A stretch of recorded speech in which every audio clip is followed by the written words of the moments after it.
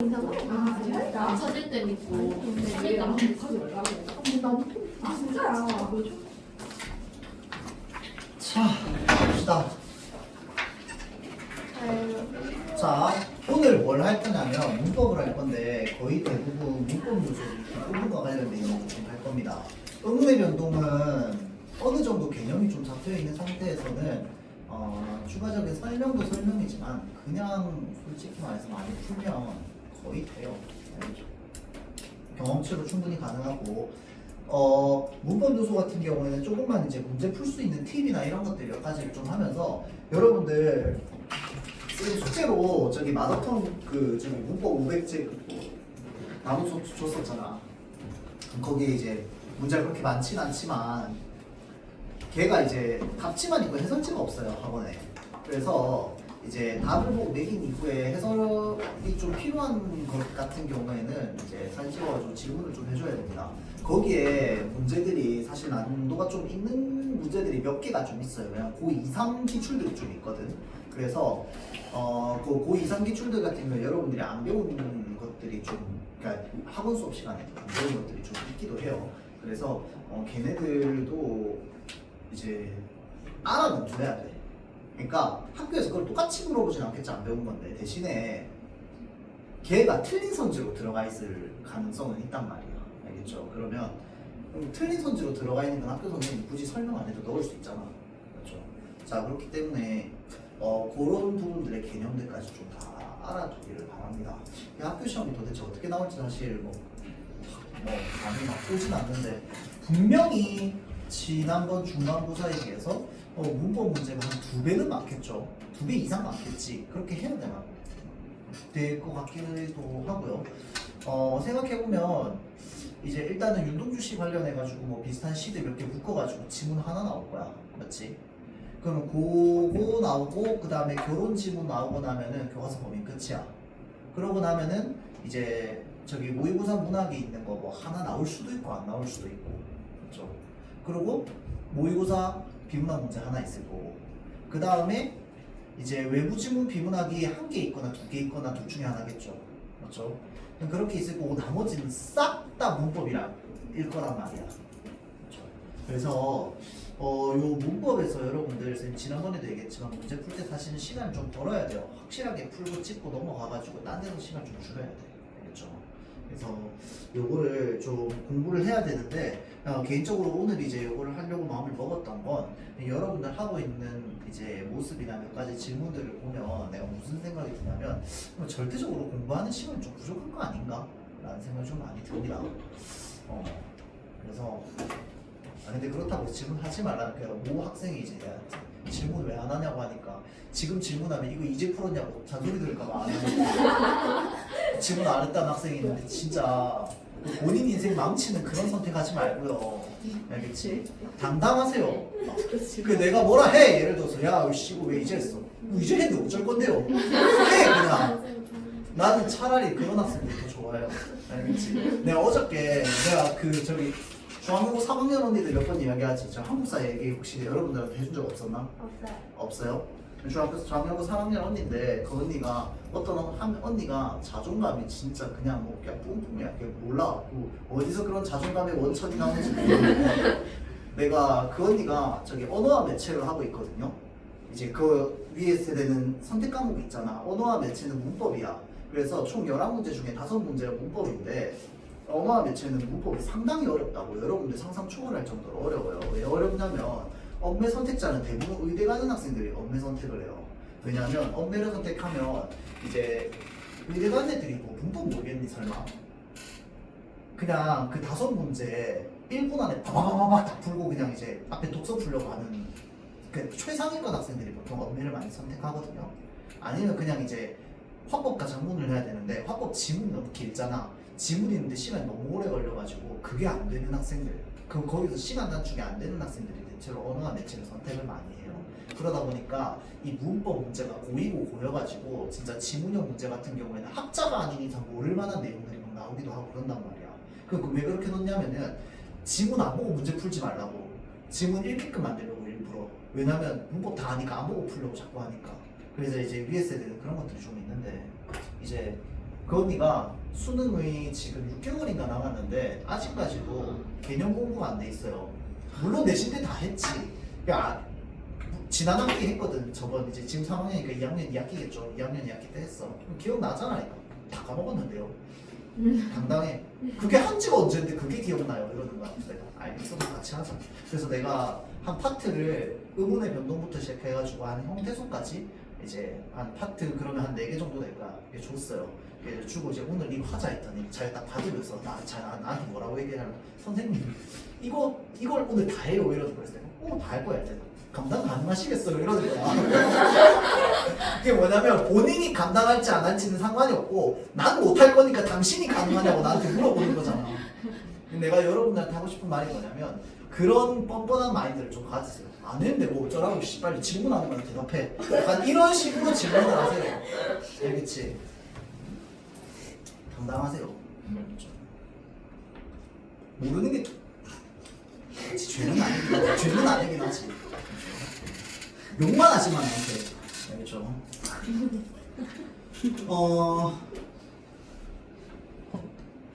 자, 문법 요소 몇 가지만 이야기를 좀 하면 안 적어도 돼요. 시간 단축하는 법. 무조건 뭐 해라. 한번 외우세요. 그럼 뭘 외우는데? 실현 방법. 이걸 외우라고 하는 이유가 뭐냐면요. 문제가 어렵게 나오면 여러분들이 뭘 가져야 되냐면 일관된 판단 기준을 가져야 돼요. 그런데 실현 방법을 내가 외우지 않고 그때그때 문장을 보고 판단하잖아요. 그러면 일관된 기준을 가지기가 어려워요. 이땐 이렇게 읽히고 저럴 땐 저렇게 읽히고 이땐 이렇게 읽히고 저땐 저렇게 읽힌다고. 그래서 그렇게 헷갈리게 하지 않으려면 최대한 실현 방법을 외워놓는 게 좋는데 얘는 의문의 변동에 비하면 외울 거 10분의 1 수준이야. 진짜 별거 없어요. 그리고 내가 전부 다 외우라고 했어. 아니잖아. 외우라고 표시해놓은 게 있었잖아. 걔네들은 안 외우면 진짜 그건 죄다. 모르는 건 죄가 아닌데 안 하는 건 죄다. 자, 그래서 실현 방법 중에서 우리가 꼭 외워야 되는 거 뭐 있다고 했어요. 일단 높이 시간 표현부터 생각해볼까. 시제 표현이야. 시간 표현에서 뭐 외워야 된다고 했어요. 다야, 뭐 외워야 된다고 했어? 진행? 아니네. 근데 진행도 맞긴 해요. 근데 일단은 요거부터 봅시다.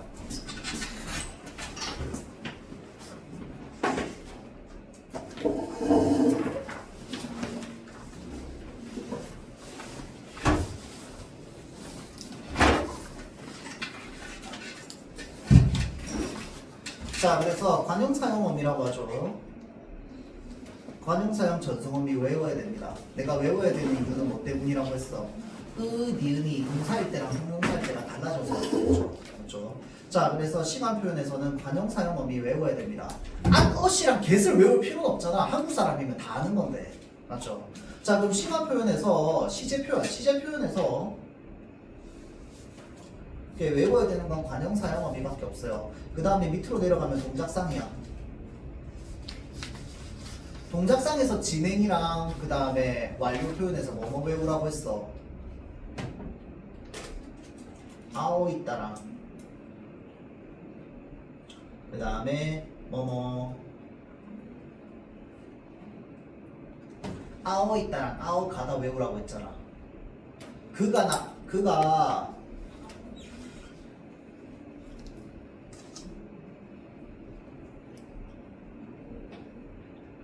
의자에 앉아있다라고 하면 아연아 이거 진행이야 완료야? 그가 의자에 앉아있다. 왜 완료인데? 그쵸, 앉는 행위가 끝나서이기도 해요. 근데 가장 쉬운 건 뭐야? 그냥 아오에 있다가 완료 표현이라서 그런 거야. 외우면. 알겠죠? 자, 그래서 아오가 뭐야? 완료 표현이었고 아오 가다는 뭐였어? 진행 표현이었잖아. 자, 의자에 앉고 있다라고 해야 진행이야. 앉아 있다라고 하면 완료고, 맞죠? 꽃이 피어 있다고 마찬가지고. 자, 그래서 요거 이제 외우라고 했었고요. 그 다음에 높임 표현에서는 뭐 외우라고 했습니까? 그냥 높임 표현은 그냥 실현 방법 다 외우면 되죠. 상대 높임 이런 거 외우지 말라고 했잖아. 어차피 표로 나와요. 상대 높임의 저기 아주 높임 이런 거는. 그래서 걔는 개념만 알고 있으면 돼. 격식인지 비격식인지. 격식의 뜻이 뭐고 비격식의 뜻이 뭔지. 그 다음에 격식이 어떤 단계로 나뉘는지, 비격식이 어떤 단계로 나뉘는지 정도만 알고 있으면 돼. 뭐 하십시오체, 하계체, 하오체 이런 것들의 그 표 안에 있는 예시 그 표현들이나 이런 것들까지 싸그리 다 외울 필요는 없어요. 그렇죠? 자, 대신에 개념만 좀 알고 있으면 되는데 여기에서 우리가 생각해야 되는 건 주체 높임의 실현 방법이랑 그 다음에 객체 높임의 실현 방법이었습니다. 그럼 주체 높임의 실현 방법 뭐 있는데 토너마로 및 의시, 그 다음에 주격조사 깨서 특수한 어휘 세 개가 끝이야. 객체 높임의 실현 방법 뭐였어? 특수한 어휘, 그 다음에 부사격조사 깨. 그렇죠? 자, 이렇게 두 개가 끝이야. 그러면 높이 표현의 실현 방법으로 끝났어. 맞죠? 그 다음에 이제 뭐 있어? 피동사동이잖아.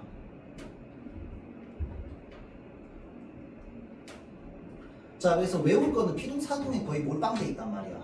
그죠? 자, 피동사동을 외울 게 사실은 좀 많아요. 뭐가 있냐면 일단 첫 번째 실현 방법을 외워야 되고요. 그 다음에 두 번째는 뭐냐면 구분 방법을 외워야 돼요. 구분 방법이 아까 쌤이 얘기했던 일관된 판단 기준입니다. 알겠죠? 지금은 문제를 풀고 하다 보면은 너무 헷갈리고 어렵거든요. 근데 이거를 계속 반복해서 배우고 하잖아. 고3 되잖아요. 그러면 그때 돼가지고 고1 거 보면 아, 내가 이걸 그때 왜 틀렸지? 후회 남을 수도 있어요. 이렇게 쉬운 걸 내가 틀릴 게 아니었는데. 근데 고3 돼서 그 생각하면 뭐 할 거야? 그렇죠? 그러니까 내가 이 얘기를 왜 하냐면 좀 전에 방금 수업하고 간 언니들이 고3 언니들인데 똑같이 이거 시험 범위에 들어간다고. 그 언니들이 언어와 매체하고 있어서 피동사동 물어보는데 진짜 단 한 명도 틀린 언니가 없어요. 왜 그런데? 하도 많이 해가지고. 알겠죠? 근데 그 언니들이 1학년 때 다 맞았을까? 그러진 않았을걸. 나도 뭐 그 언니도 1학년 때 성적은 모르지만 물론 대부분 상위권이긴 하지만 1학년 때 다 맞진 않았을 거라고. 그때는 어렵단 말이야. 근데 지금은 쉬워. 그럼 그 차이는 뭔데? 그냥 축적된 경험밖에 없어요. 그러면 그 축적된 경험을 지금 많이 하면 안 되나? 오늘 쌤이 숙제 나눠줄 건데 좀 많을 거예요. 알아서 다 하세요. 다음 주에는 문학 들어갈 거야. 이번 일주일 동안 내내 문법 할 생각만 하세요. 다른 거 아무것도 생각하지 마. 문법만 그냥 기계적으로 미친 듯이 하세요. 알겠죠? 그래서 이번 일주일에 그렇게 하고 나면은 다음 주 토요일에 쌤이 그 윤동주 씨 저기 길 한 번 더 볼 거고요. 그 다음에 다른 외부 작품들 몇 개 더 볼 거야. 그리고 결혼은 시간 되면 보고 안 되면 못 보고. 알겠죠? 그래서 그렇게 할 거고요. 그렇게 하고 나면 이제 우리 본격적인 수업은 끝이죠. 그러고 나서 여러분들 저기 직전 보강 시간 안내받은 거 혹시 알아요? 혹시 카톡은 씹는 편이야?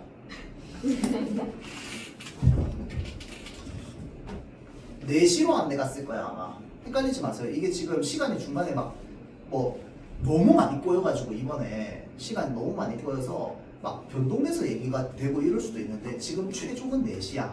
알겠죠? 3시간 안 돼요? 아니요, 4시요, 4시. 그거 맞네. 시험 치기 전날 4시야. 시험 치기 전날. 무조건. 직전 보고가 무조건 시험 치기 전날 하니까. 알겠죠? 4시고요. 조금 미안한 이야기지만 이제 직전 보강할 때 쌤이 수업을 못해요. 쌤이 그날 직전 보강이 7개가 있거든요. 이게 7개가 있어가지고 하루가 부족해. 그래서 지금 방금 했던 저 언니들은 저기 밤 8시에 직보를 해야 되거든. 근데 여러분들은 밤 8시에 할 수는 없어요. 왜냐면 내가 여러분들 못 믿어서. 저 언니들 믿거든. 오래 봤잖아. 하여튼 자, 그래서요 여러분들은 4시에 할 거야. 그리고 어차피 다음날 국어 말고 안 치지. 맞죠? 그러면 4시에 끝나고 나면 뒤에 시간 많다고 계속 공부하세요. 알겠죠? 그러면 이제 4시에 쌤이 못해 대신에. 쌤이 못해서 누가 할 거냐면 저기 703호에 종청쌤께서 하실 거거든요. 자, 그래서 종청쌤이 하실 건데 종청쌤은 뭐만 할 거냐면 문법만 할 거야. 왜냐면 문학 파트 여러분들 모르잖아. 그쵸? 그래서 지금 문학 파트 같은 경우에는 다음 주 토요일까지 해서 끝낼 거야. 알겠죠? 그래서 윤동주 씨하고 결혼 최대한 시간 내서 할 거거든요. 그래서 그거까지 하고 나면은 5293 범위는 지난번에 풀이 다 했기 때문에 알아서 공부하는 걸로. 알겠죠? 문제도 필요하면 문제 신청하면 문제는 얼마든지. 알겠지? 자, 그래서 문학은 다음 주 토요일에 끝내고 문법은 오늘 하고 2주 뒤 직보 때 한 번 더 하는 거야. 알겠죠? 자, 그래서 직보 때는 사실 2시간 동안 음변동이랑 문법 요소 하면 솔직히 말해서 깊게 못 다뤄요. 2시간 안에 그 두 파트 다 해야 되니까. 그래서 기본적인 어떤 정리나 이런 것들 위주로 좀 들어가게 되거든요. 그리고 이제 학교 시험에서 어떤 식으로 좀 이제 여러분들 멘탈 털리게 하는지 이런 것들 좀 얘기를 해주실 거야. 알겠죠? 자, 그래서 피동사동은 외워야 되는 거 많다고 했습니다. 자, 여기까지 하고요. 그 다음에 어디 필기할 거 없을까? 잠깐만요.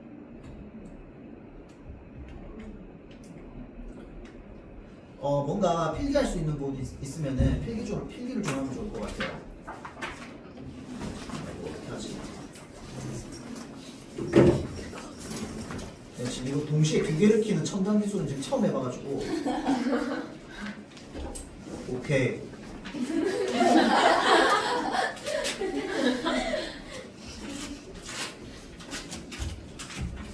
자, 봅시다.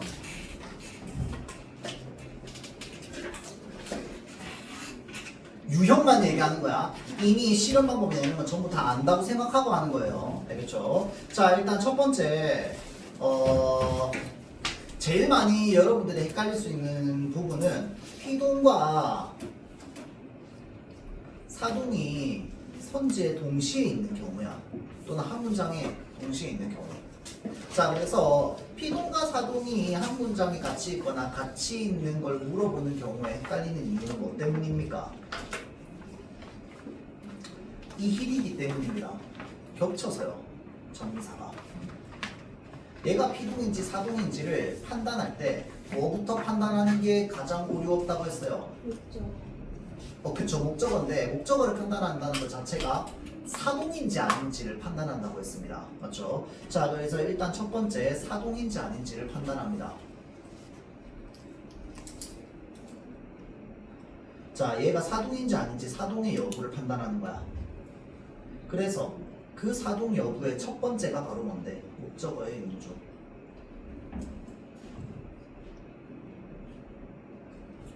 일단 목적어가 없으면 사동이 될 수 없습니다. 그러면 피동은 목적어가 있어도 되나요? 네, 피동은 목적어가 있을 수도 있고 없을 수도 있어. 알겠죠? 자, 그래서 일단은 목적어가 없으면 사동이 될 수 없습니다. 근데 여기서 진짜 중요한 거, 우리는 평소에 목적어를 생략하면서 말을 너무 많이 합니다. 밥 먹었어? 먹었어. 먹었어에는 뭐가 생략돼 있어? 주어 목적어 다 생략돼 있단 말이야. 이런 식으로 우리가 평소에 말할 때 목적어를 생략하는 식으로 굉장히 말을 많이 해요. 그래서 목적어가 그냥 눈에 안 보인다고 해서 목적어가 없는 게 아니야. 알겠죠? 뭐 생각해야 돼요? 생략된 목적어가 있는지 없는지 생각해야 돼요. 그 다음에 또 하나는 뭐냐면 이런 거야. 이게 사실 중학과정이긴 한데,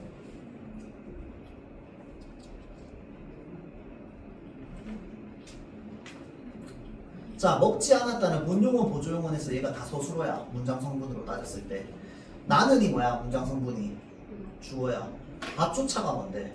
이거 목적어야. 을은 안 붙어 있어도 목적어 될 수 있어요. 조차가 뭔데? 보조사잖아. 격조사 대신에 보조사 들어간 형태로 될 수 있다고. 그러면 얘도 뭐 해야 돼? 목적어라는 걸 찾을 수 있는 정도의 문장 성분 가르는 실력은 돼야 돼요. 알겠지? 그건 일단은 기본이고 거기에 플러스 목적어 유무를 찾는 거야. 그럼 선생님 이건 어떻게 해요? 지금 사실 설명하기 좀 어렵고요. 대신에 요거를 가르기 좀 어렵다면 선생님이 문제를 줄 수도 있을 겁니다. 이제 그 중학교 3학년 때 나오는 문제들 있잖아. 걔네 보고 이제 저기 문장 성분 가르는 것부터 해줘야 돼요. 알겠죠? 근데 그거 일단은 내가 잘하는지 못하는지 알려면 일단 이번 주에 진짜 많이 풀어봐야 돼. 알겠지? 그래서 이번 주에 진짜 많이 해보세요.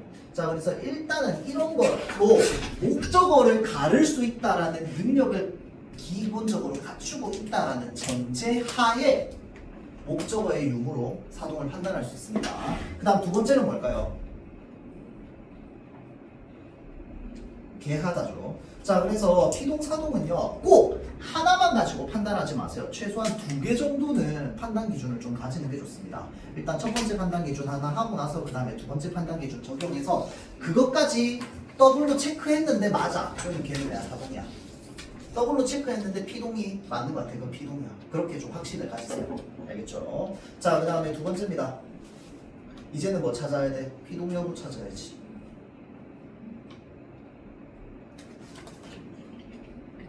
자, 피동의 여부를 찾을 때는 일단은 뭐 붙여본다? 아워지다를 붙여봅니다. 사동을 먼저 찾으라고 하는 이유는 뭔데? 피동은요 어떤 근거로 찾더라도 뭔가가 좀 빠져있어 불안정해요. 자 그래서 피동 여부는 일단은 아오지다를 붙여보는 건데 이 히리기가 붙어있는 자리에 이 히리기를 떼버리고 거기다가 아오지다를 붙여. 그래서 말이 되는지 안 되는지를 보면 되는 거야. 근데 문제는 뭐냐면요 아오지다가 못 붙는 애초에 그러니까 그 아오지다를 못 붙이는 동사나 이런 것들도 있습니다. 그래서 피동전미사는 붙을 수 있는데 아오지다는 못 붙는 경우 뭐 이런 것들도 있거든요. 그래서 피동 그리고 또 아오지다를 붙일 수 있는 경우랑 그 다음에 게되다를 붙일 수 있는 경우도 또 달라요. 뭐뭐하 게되다도 피동이잖아. 그렇죠? 자 그래서 그런 것들이 좀 달라서 이거는 100% 가를 수 있는 방식은 아닙니다. 알겠죠? 그러면 두 번째는 뭘까요? 이때 의미를 보는 거야. 자 지금 생각해봐. 지금 여부 판단하는 거에서 얘 의미로 보는 거야? 문장의 의미로 보는 거예요? 아니야. 문장 구조로 보는 거야. 얘 뭔데? 의미로 보는 거 아니야. 문장의 호응으로 보는 거야. 얘도 마찬가지로 문장의 호응으로 보는 겁니다.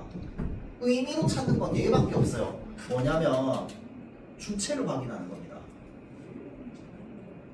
주체를 확인한다는 게 무슨 말이냐면 주어를 찾는다는 거야. 주어를 찾으면 반드시 피동은요 주어가 뭘 해야 돼? 당해야 돼요. 근데 이 문장의 느낌상 당하는 느낌이 있는데 근데 당하는 게 주어가 아니고 부사어야. 그럼 걔는 피동 절대 아니지. 이해돼요? 목적어가 당하거나 부사어가 당하는 문장을 읽었는데 목적어가 당하거나 부사어가 당하는 문장이야. 그러면 걔는 피동이 될 수 없습니다. 알겠죠? 피동은요 주어가 당해야 돼. 알겠죠? 자 그래서 요렇게 일단은 우리가 판단 기준을 가지고 이제 보면 됩니다. 그런데 여기서 우리가 유의해야 되는 게 있어요.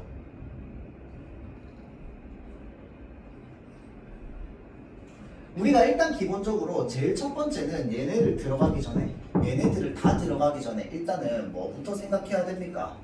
최초의 기본형을 생각해야 된다고 했죠. 최초의 기본형을 생각해야 되는 이유는 몇 가지가 있지만 일단 첫 번째는 뭐냐면 어간이 어디까지인지 찾아야 되는 거. 기본형을 찾아야지 어간이 어디까지인지 알 수 있어. 기본형에서 다 앞에 끊기는 게 먹다라고 할 때 다 앞에 끊기는 게 어간이잖아. 그래서 어간을 갈라야 하기 때문에 최초의 기본형 멍 때리지 마. 최초의 기본형을 찾아야 되는 거야. 그 다음에 두 번째는 뭐냐면 얘가 품사가 뭔지를 판단하기 위해서야. 품사가 뭐면 안 돼? 형용사이면 안 되는 경우가 있어요. 자, 그래서 최초의 기본형을 찾았을 때 잘 보세요. 얘가 형용사잖아요. 피동 만들 수 있어 없어? 절대 없습니다. 피동을 만들려면 최초의 기본형에 그 서술어가 뭘 필요로 하는 서술어여야 돼? 목적어를 필요로 하는 서술어여야 돼요. 그래서 우리가 소위 말하는 두 자리 또는 세 자리 서술어라고 하죠. 자, 그래서 그 서술어가 목적어를 반드시 필요로 해야 됩니다. 타동사여야 돼요. 목적어가 없으면 당하는 대상이 없는 거랑 똑같아. 예를 들어서 동사인데 자동사야. 나는 자다. 나는 자다를 피동으로 만들 수 있어 없어? 없어요. 맞지? 자, 왜냐면 자다라고 하는 건 목적어가 없어. 내가 자는 거야. 내가 자다. 맞죠? 자, 그렇기 때문에 그렇게 목적어가 없는 경우에는 피동을 만들 수 없기 때문에 최초의 기본형에 자동사나 형용사가 있다. 얘는요 기본적으로 피동이 만들어질 수 없습니다. 알겠죠? 피동이 안 돼. 근데 문제는 뭐냐면요 형용사에 뭐가 가능해요? 플러스 아오지다를 붙이는 게 가능하지.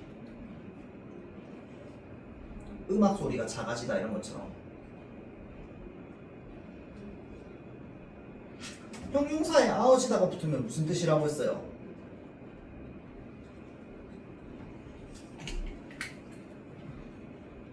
자, 상태의 변화를 나타내는 표현이라고 했습니다.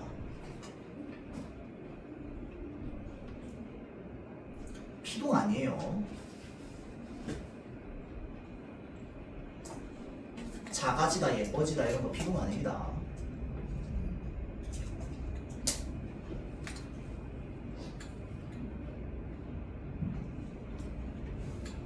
자, 그래서 한 요 정도의 기준을 가지고 생각을 해보면 웬만하면 다 될 겁니다.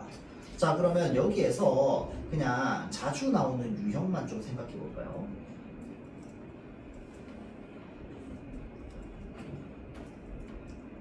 제일 많이 나오는 건 먹이다, 밝히다.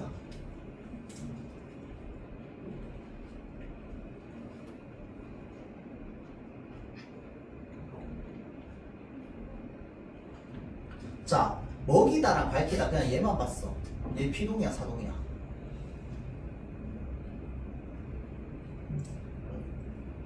문장 볼 필요도 없습니다. 밝히다의 최초의 기본은 뭔데? 박다. 품사가 뭐야? 박다 품사가 뭐예요? 네? 는 붙여가 박는다 말 돼요, 안 돼요? 안 돼요. 품사 뭐야? 품사 뭐야, 아연아? 형용사 는 붙이면 말 안 되면 형용사잖아. 맞지? 그럼 밝히다 무조건 뭔데? 사동. 물론 여기에서 밝히다라고 하는 게 두 가지 의미가 있는데 어두운 곳을 밝힌다라는 게 있어요. 어두운 곳을 밝힌다면 사동이지. 맞죠? 그런데 내가 범인이라는 사실을 밝히다라고 하면 이건 알린다는 의미잖아. 맞죠? 그래서 이 밝게 하는 거랑 그 다음에 알리다의 이 두 개의 단어는 뜻이 다릅니다. 그 저기 사전에 다르게 등재돼 있어요. 알겠죠? 물론 내가 범인임을 밝히다 이것도 원래는 박다에서 나온 게 맞는데 본 뜻에서 멀어져가지고 다른 단어로 인정이 됐어. 알겠죠? 자, 그래서 밝히다가 사동사가 하나 있고 그냥 기본형의 밝히다가 있는 것도 있습니다. 알겠죠? 어찌됐건 간에 걔가 뭐가 될 수는 없어. 밝히다의 희가 피동정비사는 될 수 없는 거야. 알겠죠? 그 다음에 먹이다 무조건 뭔데? 사동이야. 안 봐도 돼요. 왜 그럴까요? 얘는 이 희리기가 다른 유형이야. 먹다의 피동형은 뭔데? 먹히다야.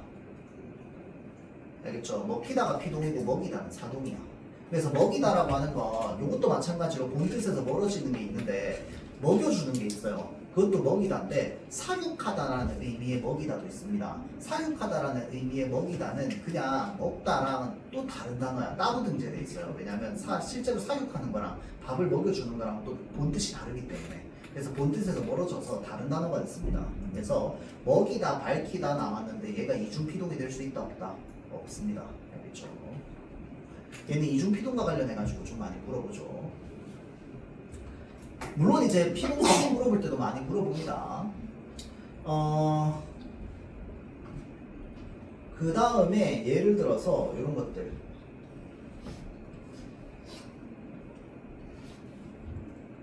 말리다.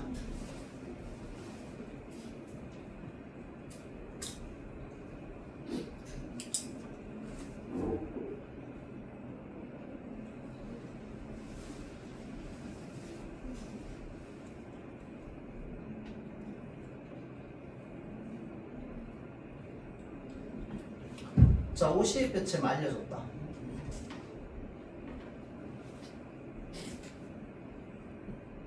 자, 그 다음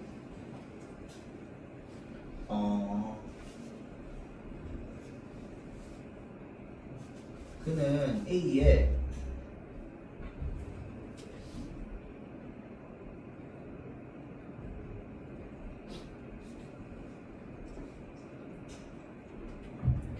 그는 A의 싸움을 말렸다. 이런 식으로.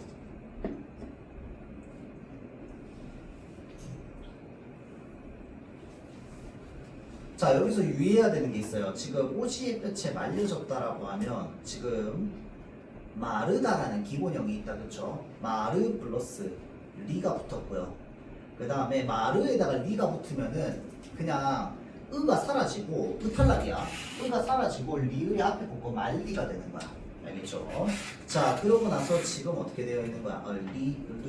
리 하고 나서 그 다음에 이렇게 합쳐진 거야, 형태소가. 맞죠? 마르리어지었다가 되는 거야. 자, 그러면 여기에서 얘가 지금 일단은 이중피동인지 아닌지 판단해야 되는 게 있어요. 맞죠? 자, 그래서 말려졌다 같은 경우에는 지금 여기에 있는 리가 뭐에 해당합니까? 사동정미사에 해당합니다.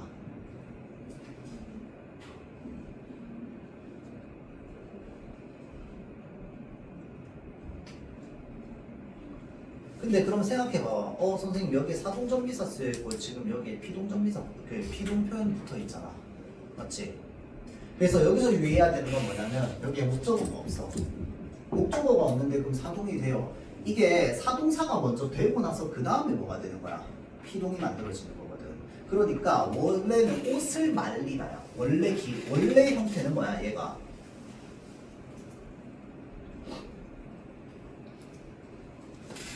햇빛이 옷을 말리는 거거든. 맞죠? 자, 그래서 옷을 말리다라고 해서 목적어 있으니까 얘는 사동 표현이라고. 그런데 이 목적어에 있는 사동 표현에 있는 목적어를 주어로 만들어서 피동으로 한번 더 만드는 거야. 그럼 어떻게 돼? 옷이 말려지는 거잖아. 맞죠? 그럼 이때는 바로 뭐가 없어져? 목적어가 없어져 버려. 왜? 원래 목적어가 옷이었는데 얘가 주어로 가버렸으니까. 그래서 사동에 피동이 더해져서 이거 옷이 햇볕에 말려졌다. 이거 맞는 표현이야? 틀린 표현이야? 맞는 표현이지. 사동에 피동이 더해지는 건 된다고. 피동과 피동이 두 번 쓰는 게 안 되는 거지 사동에 피동이 더해지는 건 쓸 수 있습니다. 알겠죠? 자, 그렇기 때문에 이런 식으로 되어 있는 것도 사동에 피동이 더해진 형태이기 때문에 목적어가 없는 거야. 알겠죠? 그럼 원래 형태는 뭔데? 옷을 말리다면 옷을 말리다라고 하면은 목적어가 있어요. 알겠지? 자, 그래서 이렇게 봐야 되고요. 그 다음에 밑에 봐봐. 그는 그의 싸움을 말렸다라고 되어 있잖아. 맞죠? 자, 그러면 얘는 피동 사동 중에 뭐가 쓰인 거야? 수빈아, 뭐가 쓰인 거야? 그는 A의 싸움을 말렸다라고 하면 피동 사동 중에 뭐가 쓰인 거야? 아무것도 안 쓰인 겁니다. 낚시야. 기본형이 뭐야? 원래 말리다야. 기본형이 말리다야. 그렇죠? 싸움을 말리다. 자, 그래서 여기는 피동도 없고 사동도 없습니다. 이것까지 유의해야 돼. 그래서 어간 끝소리가 이히리기인 애들이 있다고 했잖아. 맞죠? 종이를 구기다 라고 하면은 이거 지금 피동이나 사동 쓰였어? 안 쓰였어? 안 쓰였어. 종이가 구겨졌다 라고 하면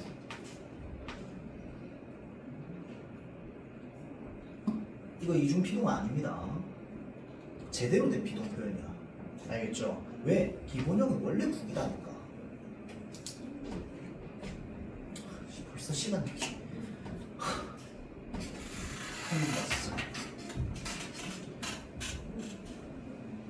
그 다음에 안따도 있죠. 얘도 안기다로 쓰는데 피동일 때도 있고 사동일 때도 있지. 얘는 뭐야? 이 히리기가 동일한 기가 붙어가지고 피동도 되고 사동도 되는 형태인 거야.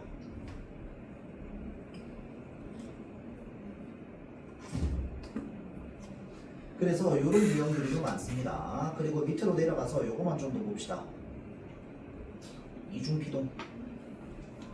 그러면 얘가 이중피동인지 아닌지를 판단하는 건 잘 보세요. 위에서 얘기하는 피동이랑 사동 구분 방법이랑 이중피동 구분 방법은 서로 다릅니다. 알겠죠? 다르게 적용해서 생각해야 돼. 그러면 이중피동의 구분 방법은 일단은 뭐부터 생각하는 게 좋을까요? 구분부터 해야지. 정리사죠. 자, 피동전비사 저기 이히리기도 있고 그 다음에 뭐뭐 되다도 있습니다. 맞죠? 이히리기랑 되다 얘네랑 그 다음에 뭐랑 구분한다? 아워지다랑 일단 구분해. 그래서 사실은 뭐만 하면 되냐면 아워지다만 떼보면 됩니다. 그래서 이게 일단은 1번인데 가장 쉬운 방법이야. 구분하고 나서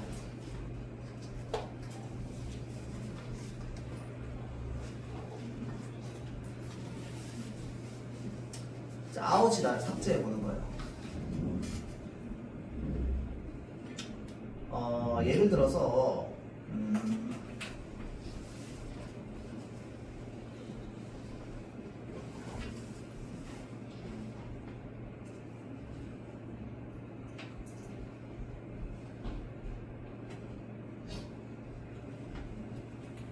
어두웠던 방이 밝혀졌다라는 표현이 있어. 아까 이제 밝히다는 사동이라고 했잖아. 맞죠? 자, 그래서 여기서 어지다를 빼봐. 그러면 어떻게 돼? 방이 밝히다가 된단 말이야. 방이 밝히다라고 하면 말이 돼요, 안 돼요? 안 되지. 일단 말이 안 된다는 점에서 얘가 지금 이중피동이 아니라는 걸 알 수 있어. 어지다가 삭제했을 때 말이 안 되면 어지다가 꼭 필요하다는 거잖아. 그렇죠? 자, 그래서 이 어지다를 뺐을 때 말이 안 돼. 그러면 대체 어떤 식으로 말이 안 되냐면 얘가 밝혀졌다가 맞는 표현이잖아. 이중피동이 아니야. 맞는 표현이야. 그럼 그때는 어지다를 빼는 순간 뭐가 호응이 안 되냐면 앞에 있는 문장 성분이랑 호응이 안 됩니다. 주어랑 호응이 안 되거나 목적어랑 호응이 안 되거나 부사어랑 호응이 안 돼요. 문장이. 알겠죠? 그래서 그렇게 우리가 좀 판단할 수 있습니다. 알겠죠? 자, 그 다음에 두 번째는 이제 그러고도 조금 애매한 게 있을 수 있거든요. 그럴 때는 이제 예를 들어서 네, 미안 이번 하기 전에 이것도 해야 되는데 아우지다를 삭제했어. 예를 들어서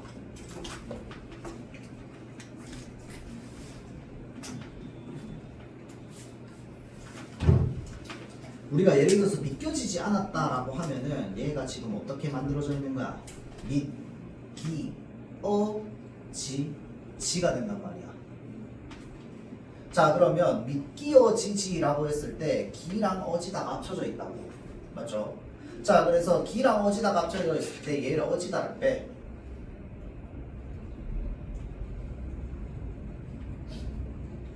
그럼 믿기지 않았다가 될 거 아니야. 맞죠? 자, 그러면 이 사실이 믿기지 않았다라고 했을 때 이게 일단 기본적으로 1차적으로 말이 된다고. 자, 그렇기 때문에 얘가 일단 이중피동이야. 자, 그 다음에 기도 빼보면 어떡해? 그러면 기지잖아. 그치? 그러면 여기 있는 기도 또 뭐로 바꿔볼 수 있어? 얘가 사동인지 아닌지도 혹시나 판단해야 될 수도 있잖아. 그럼 얘를 또 어지다로 바꿔봐. 그럼 어떻게 돼? 믿어지지가 될 거야. 맞죠? 자, 그래서 믿어지지 않았다라고 해도 말이 된단 말이야. 맞죠? 자, 그래서 지금 피동을 한 번만 썼을 때도 말이 되기 때문에 지금 이렇게 쓰였으면 이중피동 2번 있는 거야. 맞죠? 자, 그래서 그거 일단 판단해야 되고 그 다음에 두 번째는 뭐냐면 아까 얘기했던 거랑 똑같은데 피동이기 때문에 얘가 형사를 봐야 돼요. 형용사인지 아닌지. 이게 왜 중요하냐면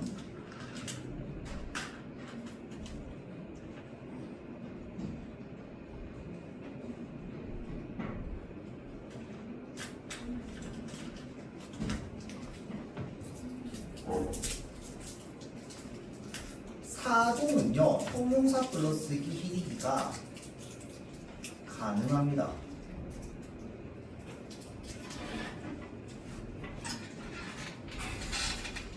그래서 아까 얘기했듯이 방이 밝혀졌다는 기본형이 뭐야? 박다라고 했잖아. 기본형 박다가 형용사잖아. 그러면 얘는 이중피동이 될 수가 없어요, 애초에. 알겠죠? 그래서 형용사 보는 순간 이중피동에서 제외야, 그냥. 알겠죠? 뭐 예를 들어서 담장이 높여졌다.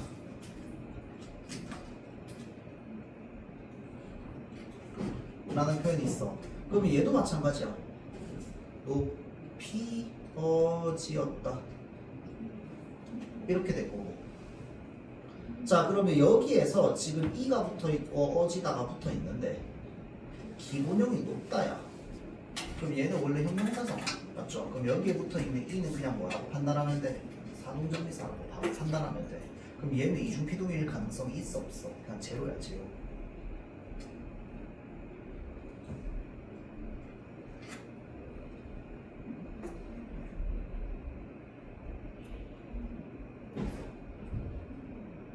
그리고 아까 얘기했듯이 형용사에 아우지다 붙어 있으면 뭐만 표현한다? 상태의 변화만 나타내는 거기 때문에 그거 피동 아니라고 했죠. 그렇죠? 자, 그래서 요걸로 거의 다 됩니다. 알겠죠? 근데 여기에서 방이 밝혀졌다라고 할 때 밝히다인데 여기 있는 히가 만약에 형용사가 아니라 동사라서 좀 예를 들어서 애매한 경우가 있을 수도 있어. 그러면 그럴 때는 뭐 해보면 돼? 이 히를 또 뭘로 바꿔봐? 개하다로 바꿔보면 됩니다. 알겠죠? 그렇게 했을 때 실제로 얘가 사동의 의미가 있는지 없는지도 판단할 수 있어. 알겠죠?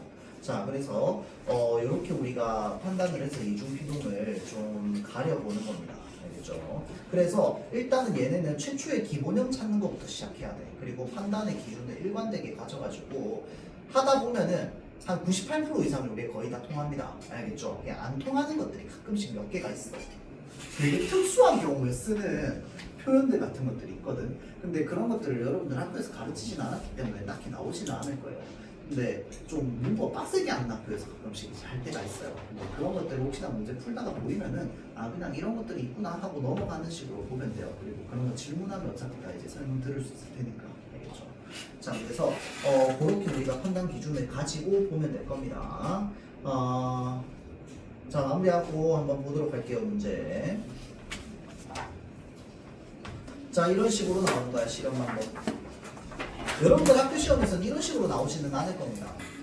왜냐면 여러분들이 약간 모의고사 스타일로 나오기 때문에.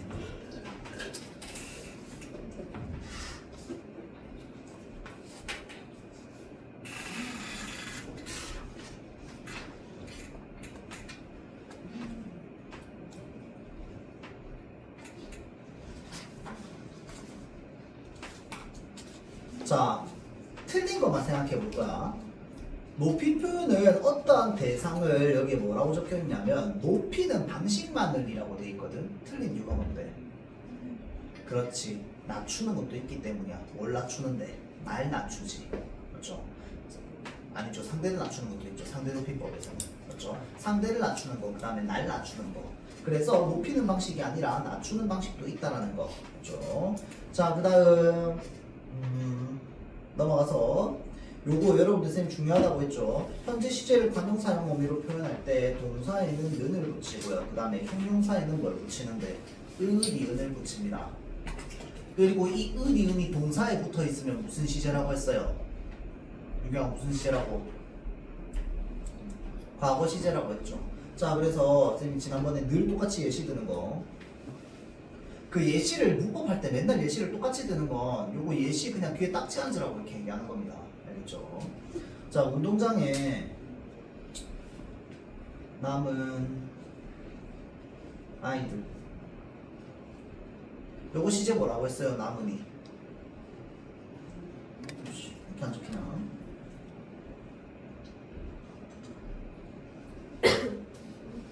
과거라고 했죠. 과거인 이유는 뭔데? 니은이 동사랑 결합했기 때문이야. 알겠죠? 예, 여러분들 마음속에 그렇게 생각하라고. 어차피 외워놨을 테니까 내가 외우라고 했으니까. 그렇죠? 니은이 동사랑 결합하면 과거입니다. 그럼 얘를 현재로 바꾸면 어떻게 된다고? 남는 아이들이 된다고요. 미래로 바꾸면 어떻게 돼? 남을 아이들이 되죠. 그렇죠?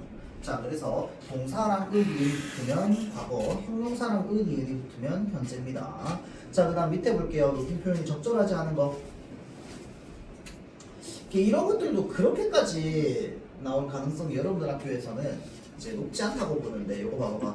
아버지 방금 밥을 드시고도 양이 모자라 시는가 봅니다 라고 되어 있어. 자 그럼 생각해 보세요. 모자라시다는 주어가 뭐야? 시가 붙어 있으니까 문장에 뭐 찾으러 가야 돼? 주어 찾으러 가야지. 실현 방법 생각하면 시는 무조건 어디에만 있어? 주체 높임에만 있어. 얘가 주체 높임이라는 판단하는 순간 문장에 뭐 찾으러 가라고 했어요? 주어 찾으러 가라고 했잖아. 자 그러면 모자라다의 주어가 뭐야? 양이야. 맞죠? 그럼 이거 무슨 높임법이야? 주체 높임 중에서도 뭐에 해당하는 거야? 간접 높임에 해당하는 거야. 맞죠? 모자라시다 라고 해서 양이 모자라시다 이렇게 되는 거죠. 그래서 요 간접 높임 같은 경우에 여러분들 일부 좀 이렇게 외워야 되는 것들이 좀 필요한 것들도 있다고 했습니다. 왜냐면 우리가 애매모호하게 표현되는 것들이 있단 말이야. 그래서 대표적으로 이제 뭐 예를 들어서 손님께 저기 음료 나오셨습니다 이렇게는 안 쓴단 말이야. 음료 나오셨습니다. 근데 음료 사실 손님이 구매했으니까 음료 사실 소유자는 저기 고객님이잖아. 맞죠? 그래서 고객님 음료 나왔습니다 라고 해야 된단 말이야. 근데 그러면 그거의 이유가 뭔데? 라고 했을 때 여러분들 학교 선생님이 설명하신 근거도 있고 내가 생각하는 근거도 있는데 이 간접 높임에 도대체 얘는 왜 적용되고 얘는 왜 적용 안 되는지에 대해서 생각을 할 때요 100%의 근거가 아무 데도 없어요. 그래서 그냥 이거는 관용적인 부분도 좀 나는 어느 정도 작용한다고 봐요. 어디까지를 소유물로 볼 건데 어디까지를 관련 있는 물건으로 볼 건데 그게 다 달라. 이거는 먹고 있는 밥인데 양이 또 모자라시다라고 얘기하잖아. 그 음료도 곧 먹을 거 아니야? 이상하죠. 그래서 사실은 뭔가 좀 이렇게 확실하게 이렇게 딱 될 만한 게 없기는 해요. 학교 선생님이 얘기했던 근거 중에 하나가 뭐가 있냐면 예를 들어서 손님 음료 나오셨습니다. 근데 이 나오다라고 하는 것 자체가 품사가 동사라서 동사는 간접 높임에서 그 사람이 아닌 대상을 높일 수 없다는 식의 표현이나 이런 것들도 있는데 그런 것도 생각해보면 아닌 경우 찾으려면 충분히 찾을 수 있어. 예를 들어서 저기 뭐냐 선생님의 따님께서 달리신다 뭐 이렇게 얘기한다면 이 딸이 선생님을 높이는 간접 높임이면서 동시에 달리신다라고 하는 것도 선생님을 높이는 간접 높임으로 쓸 수 있단 말이야. 그렇죠? 그래서 동사 같은 경우에도 간접 높임에서 쓸 수 있는 경우가 찾으면 찾을 수 있기 때문에 100%는 없어요. 그래서 학교에서 이런 경우에 간접 높임을 쓸 수 없다라고 하는 것들이 좀 그 예시로 적혀 있는 문장들이 있을 거야. 선생님이 지금 기억나는 거는 이제 그 고객님 음료 나오셨습니다. 이거 하나밖에 없는데 또 다른 것들도 있다고.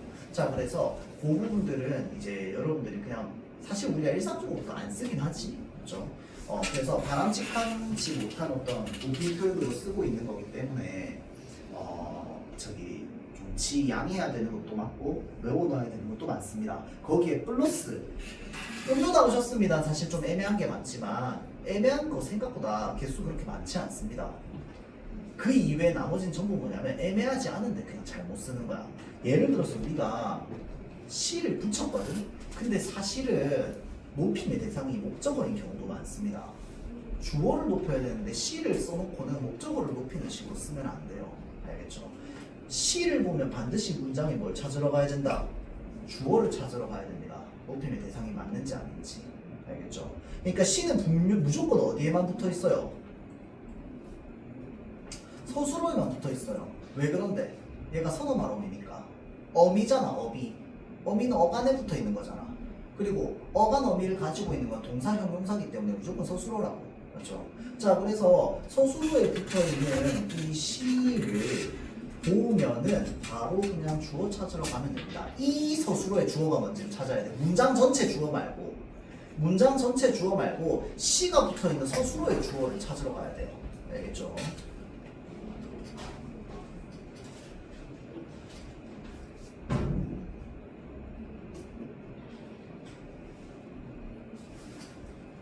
그 다음에 또 요거 있습니다. 여러분들 간접 높임에서 뭘 못 쓰는 거.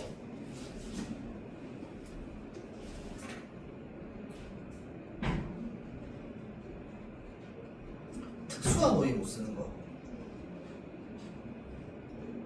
서술어에 있는 특수한 어휘 있잖아. 계시다, 드시다 뭐 이런 것들, 주무시다.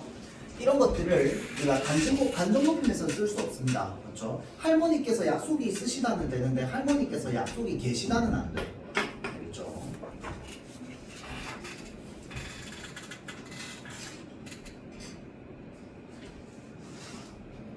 자, 그 다음에 선어 발음이 get. 어떤 상황에서 쓰이는 거 세 가지라고 했어요. 추측, 의지, 가능성 이렇게 세 가지였습니다. 그렇죠? 자, 그래서 이 추측, 의지, 가능성을 나타내는 get인데 이 get이 추측, 의지, 가능성을 나타낼 때 어떨 때는 미래 시제를 표현하지 않을 때도 있다고 했습니다. 그렇죠? 과거 시제인데 get을 쓸 수도 있어요. 그렇죠? 그래서 이거는 문장이나 이런 것들을 좀 잘 살펴봐야 되고 get 이외의 다른 표현도 좀 살펴봐야 됩니다. 자, 그 다음에 여기에 피동전미사 몇 번 쓰였는가 이런 것들도 사실 여러분들 학교에서 잘 안 나오는 유형이긴 한데 피동전미사가 몇 번 쓰였느냐라고 했을 때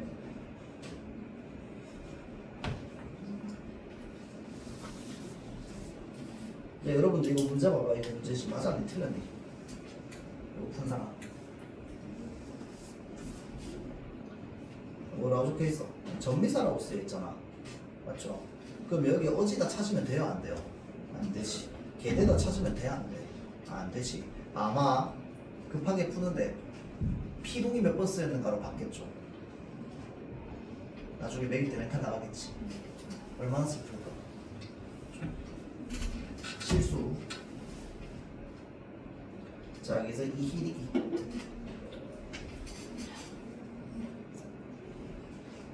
자, 다음 넘어갈게요. 요거는 형태수의 이형태인데 여러분들 그 이번에 문법 배우면서 생각보다 여러분들이 격가지 문법들을 되게 많이 배웠다. 알고 있죠? 격조사, 보조사 구분하는 거 배웠지. 맞죠? 그 다음에 저기 뭐냐 형태소 관련해가지고 형태소 종류 배웠잖아. 맞죠? 형태소의 종류 배웠고 그 다음에 문장 성분도 또 잠깐 다루고 넘어갔잖아. 맞지? 그래서 나는 개인적으로 걔네도 다 활용 가능하지 않나? 시험 문제에서? 나는 그렇게 봐요. 근데 이제 걔네를 막 자세히 막 물어보거나 그러진 않겠지. 대신에 이제 여러분들 이번에 중간고사에 나왔던 문법처럼 그 왜 보기 나눠주고 그냥 읽고 풀 수 있는 문법 문제들 있잖아. 이런 식으로는 나는 충분히 좀 내볼 수 있지 않나 라는 생각도 듭니다. 그래서 나는 개인적으로 여러분들 저기 시험 겁니다. 이번에는 그냥 중세국어를 제외한 문법 전범이라고 나는 개인적으로 생각해요. 의문부터 문장까지 전부 다 뭐든 나올 수 있어요, 여러분들. 맞죠? 그래서 시험 범위 그러니까 의문의 변동과 저기 문법 요소가 아닌 부분 있잖아. 그런 부분에서 문제가 나오면은 어디를 유심히 읽어야 돼? 보기를 유심히 읽어야 돼요. 보기에 전부 힌트 있습니다. 알겠죠? 보기를 기준으로 보는 거야. 자, 그래서 요거는 형태수의 이형태에 해당하는데 형태수의 이형태는 별로 안 중요한데 쌤이 여기서 말하고 싶은 건 뭐냐면 조사를 좀 이야기를 하고 싶습니다. 우리말에 격조사 뭐뭐 있을까요? 오케이, 주격조사. 그 다음 자, 여기에서 말하는 격이라고 하는 게 뭐야? 자격을 말하는 거죠. 그럼 자격의 또 다른 말이 뭘까요? 문장 성분입니다. 그래서 해당 문장 성분에 자격을 부여해 준다 이 말이거든. 주어의 역할을 부여해 주니까 주격 조사야. 그럼 문장 성분 다 생각해 봐봐. 뭐 있는데? 관용격 조사 있겠지. 관용어가 있으니까. 그 다음에 목적어가 있으니까 목적격도 있겠지. 보어가 있으니까 복격도 있을 거야. 부사어가 있으니까 뭐도 있어? 부사격도 있겠지. 그럼 이렇게 하면 우리 문장 성분은 다 찾았어. 맞죠? 근데 여기에서 하나 더 있어. 뭐 있는데? 단어가 뭐 있을까요? 뭐라고요? 호격조사 누군가를 부르는 거 있습니다. 호가 부를 호자거든요. 그러니까 뭐 예를 들어서 설이나 이렇게 부를 때 설인 뒤에 아 붙어 있는 거 있잖아. 이런 것들이 누구를 부르는 거죠. 오 신이시여 이러면 이시여 이런 것들. 자, 그래서 이런 것들이 이제 호격조사에 해당합니다. 자, 그래서 주격조사에 뭐 있는데? 이가. 관용격조사에 뭐 있는데? 의. 목적격조사에 뭐 있는데? 을. 복격조사에 뭐 있는데? 이가. 부사격조사에 뭐 있는데? 좀 많죠.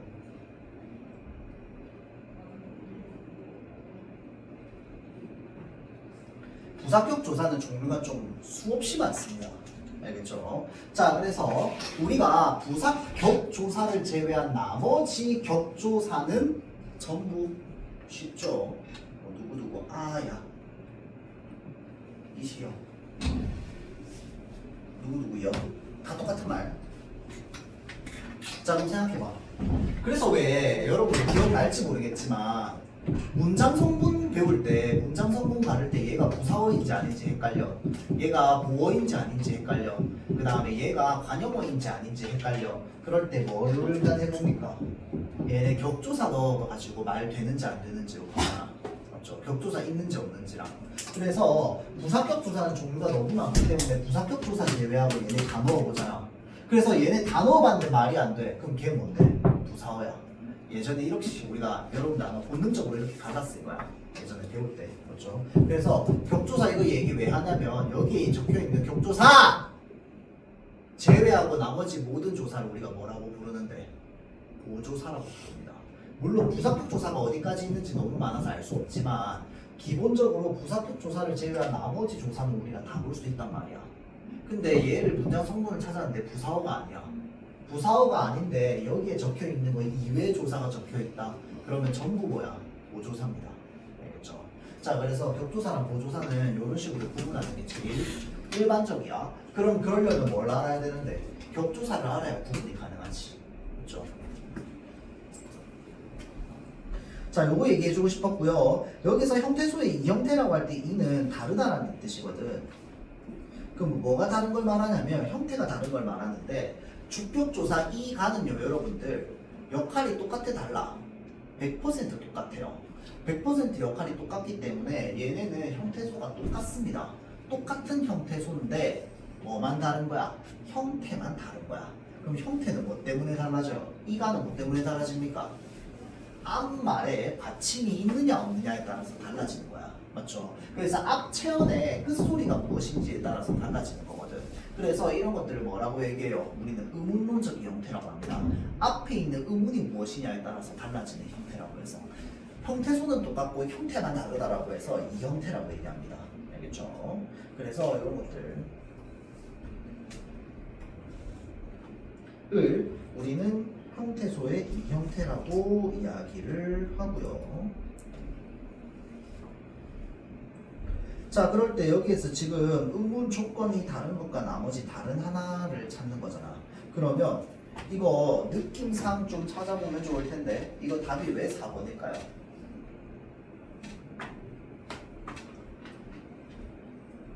설명. 이거 우리는 다 알아. 한국 사람이라서 다 아는데 서술이 힘든 거야. 이거 조건이 뭐가 다른 걸까요? 유경아, 뭐가 다른 걸까? 이가 을을 끊는 아야랑 at것은 조건이 뭐가 다를까요?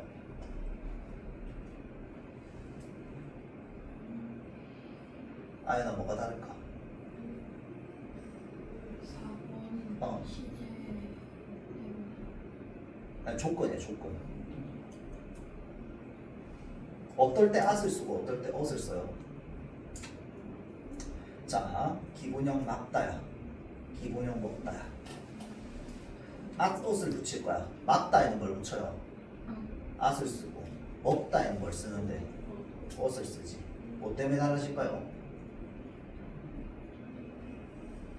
자, 1, 2, 3, 5랑 4번이 다른 건 뭐 때문이야? 1, 2, 3, 5는요 앞체언의 반침과 관련돼 있습니다.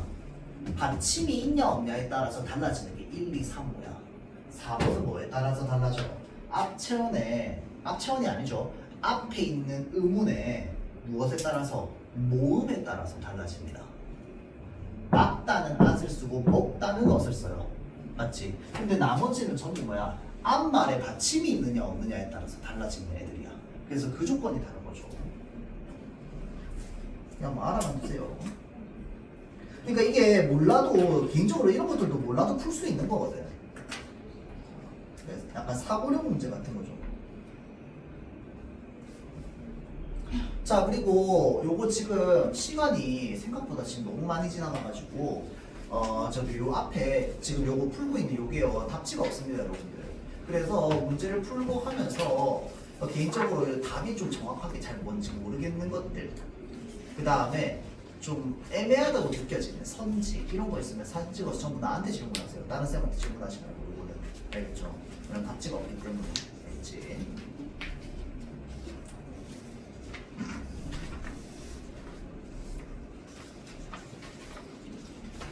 자, 21번 봅시다.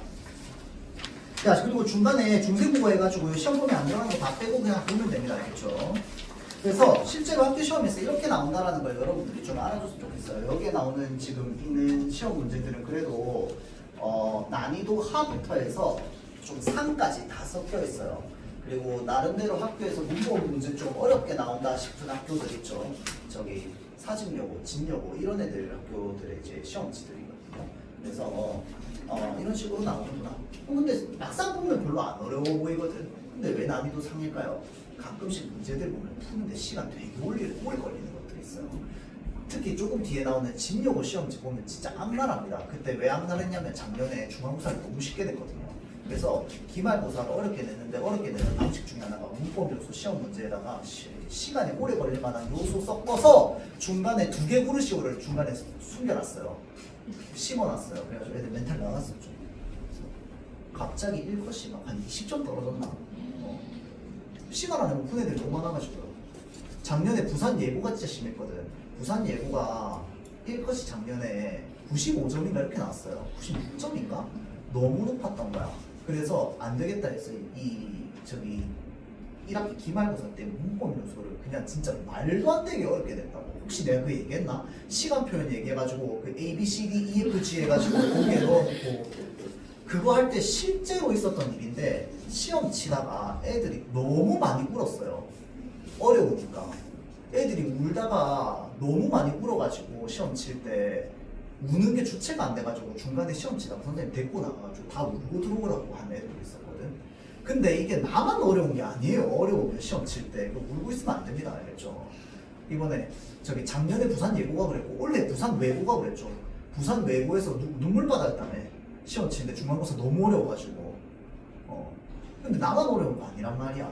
알겠죠? 그래서 시험 칠 때 울지 마세요. 웃어 차라리. 그러니까 해탈이. 그러면 사람이 약간 태도가 관조적으로 변해. 어쭈? 이러면서 진짜 시험 문제 낸 사람 진짜 사람이야? 이러면서 어이가 없다는 식으로 받아들이는 거야. 알겠죠? 자, 특수한 어휘입니다. 요거는 내가 반드시 외우라는 얘기는 안 한다고 했어요. 근데 외우면 너무 편하다고 했어요. 객체 높임에 자주 쓰이는 특수한 어휘 뭐 있는지 혹시 기억나는 사람 있습니까? 아연아 뭐 있을까요? 객체 높임에 쓰이는 특수한 어휘 자주 나오는 거 뭐라고요? 오케이 여기 나와 있으니까 몫이다. 또 뭐 있을까요? 문제 많이 풀어봤어요. 벌써 이렇게 약간 체감적으로 딱 와야 되는데 이거 많이 봤는데 하면서 설이나 뭐 있을까요? 오케이 여쭈다. 여쭈다. 뭐라고요? 주무시다는 객체 높임 아니에요. 주체 높임입니다. 지훈아 혹시 기억나는 거 있을까요? 안 들려요? 없어요? 뭐 있을까요?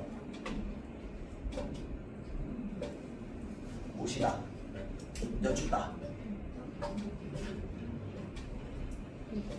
뭐라고요? 그렇지.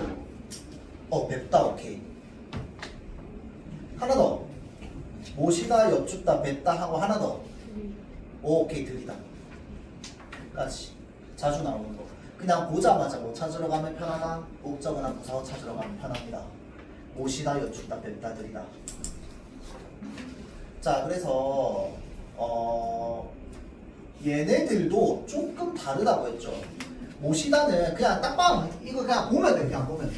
모시다는 뭐 높이는 거야? 그렇지. 누구를 모시다야. 맞죠? 목적어 높이는 거지. 여쭙다는 누구 높이는 거야? 부사어 높이는 거야. 누구께 여쭙는 거야. 맞죠? 자, 그 다음 뵙다는 뭐야? 목적어를 높이는 거지. 들이다는 부사어를 높이는 겁니다. 그래서 두 개는 부사어 높이는 거고 두 개는 목적어 높이는 거야. 물론 얘 말고 다른 애 나올 수도 있어요. 알겠죠? 근데 얘네는 네 개는 너무 자주 나오니까 보자마자 주어를 찾으러 갈 생각조차 하지 마. 알겠죠? 외우고 있다면. 안 외우면 어쩔 수 없고. 안 외우면 그냥 문장 보고 의미 찾아서 가야 돼요. 알겠죠?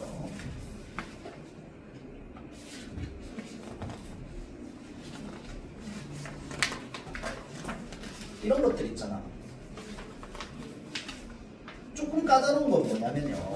이런 식으로 나와 있는 건 그나마 이제 외운 대로 풀 수 있는 거야. 근데 예를 들어서 뭐가 많이 나오냐면 대화가 나와요. 엄마랑 나랑 대화하는 거야. 엄마, 근데 할머니 어떻게 막 이야기를 해요. 엄마 봐. 아니구나. 엄마가 막 이렇게 얘기해요. 엄마가 할머니 데리고 어디 가가지고 할머니 모시고 어디 가가지고 막 이렇게 했어. 하고 나서 동생이 나한테 물어봐. 할머니 어디 가셨어? 어머니께서 모시고 공원에 가셨어. 그 뭐가 빠져있어? 목적어 빠져있잖아. 이런 식으로 대화하는 상황에서는 목적어나 이런 거 많이 뺀다고. 알겠죠? 그럼 어머니께서는 모시고 이제 뭐 공원에 가셨어 라고 얘기하면 할머니를 모시고 간 거야. 그래서 어머니께서는 모시고 공원에 가셨어 라고 해서 이 시를 가지고 어떻게 주체 높임 선언말 어미 시가 쓰였다. 이런 식으로 얘기한다고. 알겠죠? 자, 그래서 어머니께서는 이라고 돼 있으니까 얘는 지금 문장 성분의 주어야. 주어. 맞죠? 자, 그래서 주어, 부사어, 목적어 얘네들 잘 갈라야 됩니다. 알겠죠? 이런 식으로 이제 섞어가지고 여러분들한테 좀 헷갈리게 물어볼 거야.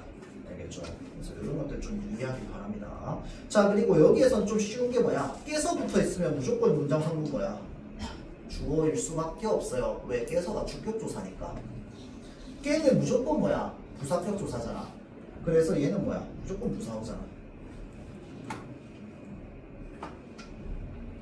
그리고 깨는 원래는 뭐가 깨가 된 거야?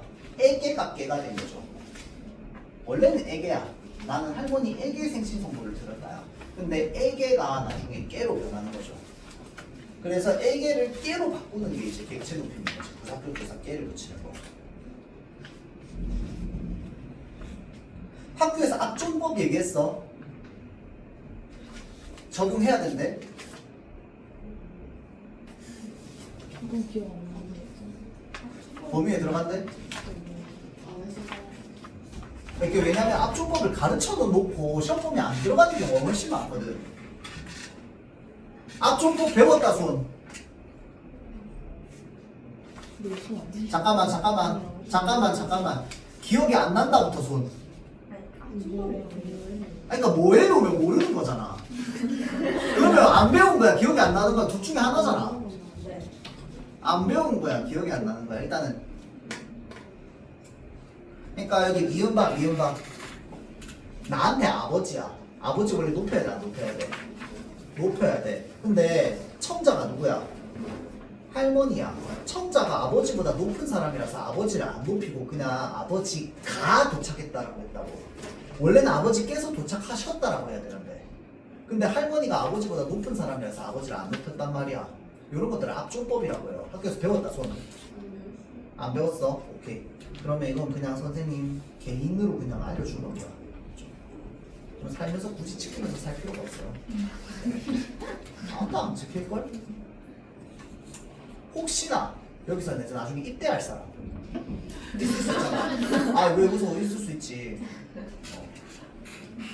생각보다 군인이 안정적인 직장이어가지고 이사를 자주 하는 거나 시골에 산다는 거 빼고는 사실은 단점은 없죠. 그리고 이제 도시에서 살 수도 있죠. 왜냐면 이제 뭐 부산에도 뭐 군부대나 이런 거 다 있으니까. 근데 이제 그런 데 있으면 진급이 안 되지. 돈 벌고 싶으면 야전으로 나가야 돼. 군대 가면. 하여튼 뭐 그래서 군대 가면 지켜야 됩니다, 여러분들. 알겠죠? 혹시나 군대 갈 사람. 아니 왜냐면 거기서 끝나니까. 근데 여기서 이제 뭐야 일상생활 하면서 압존법 안 지킨다고 못 내는 사람은 없잖아. 아, 아나운서 할 사람들 지켜야 된다. 방송국 들어갈 사람들. 방송 작가 할 사람들이랑 아나운서 할 사람들. 그렇죠. 그런 사람들 저기 한국어 능력시험 쳐야 되니까. 그거 말고는 없죠. 오케이. 와, 시간 왜 이렇게 빨리 가? 저 여러분들 데리고는 진짜 하루에 한 4시간씩 수업하고 싶다. 내 욕심인 거지. 알겠어. 왜 너네만 수업하면 너네랑만 수업하면 시간이 빨리 갈까요? 자기가 좋아서. 근데 맞는 것 같아. 난 진짜 좀 특별하게 생각하거든. 잘 돼야 돼. 그래서. 아니면 이게 여러분 자존감만 떨어지는 게 아니라 내 자존감도 떨어질 수 있어. 딴만 못하는 거 가지고 내 자존감이 안 떨어지면 공부 안 해가지고 이건데 뭔가 약간 여러분들이 안 되면 뭔가 좀 마음이 너무 아프다.